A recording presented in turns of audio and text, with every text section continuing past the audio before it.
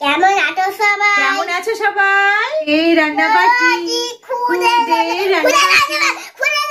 আজকে আমি বানাবো পুঁটি মাছের ঝাল। আজকে রুদ্র বানাবে পুঁটি মাছের ঝাল। মাছগুলোকে দেখো কি সুন্দর, একেবারে টাটকা পুঁটি মাছ, তাই না রুদ্র? আচ্ছা, পুঁটি মাছগুলোকে কাটতে হবে। রুদ্র কিন্তু এই বটিটা দিয়ে কি সুন্দর করে পুঁটি মাছগুলোকে কাটবে, দেখো এবার। হ্যাঁ রুদ্র, কি করছো তুমি?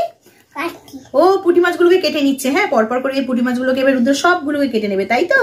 আঁশও ছাড়ানো হয়ে গেছে? ঠিক আছে রুদ্র, গ্যাসটা অন করে দিয়েছি, কড়াইটা গরম হয়ে গেছে। কি করবে এবার? মাছগুলোকে এবারে ভেজে নাও, খুন্তি দিয়ে একটু নেড়ে দাও। মাছগুলো ভাজা হচ্ছে, খুন্তি দিয়ে একটু নেড়ে দাও। বাবা কি সুন্দর। হ্যাঁ হ্যাঁ, আমি শাঁসে দিয়ে ধরছি, নাও তুমি খুন্তি দিয়ে নাড়ো। আমি শাঁসে দিয়ে ধরছি আর রুদ্র খুন্তি দিয়ে মাছগুলোকে ভাজা করছে। আচ্ছা রুদ্র, মাছ তো ভাজা হয়ে গেছে, এবারে তেল দিয়ে দিয়েছি কড়াই। এবারে মশলাটা কি দেবে বলো? পেঁয়াজ, টমেটো দিল, রসুন দিল, আর এই শুকনো লঙ্কাটা দিয়ে দাও। শুকনো লঙ্কা, হ্যাঁ, নুন, হলুদ আর লঙ্কার গুঁড়ো, সেটা বেটে এনেছে রুদ্র। এবারে দিয়ে দিতে হবে তো। পুঁটি মাছের ঝালে যদি সর্ষে না দেওয়া হয় খেতে কিন্তু একদমই ভালো লাগবে না, তাই তো? সর্ষে দিয়ে আবার কাঁচা লঙ্কাও বেটেছি, জানো তো? সর্ষে দিয়ে আর কাঁচা লঙ্কা বাটা, কি সুন্দর। এটাতেই তো জমে যাবে পুঁটি মাছের ঝাল।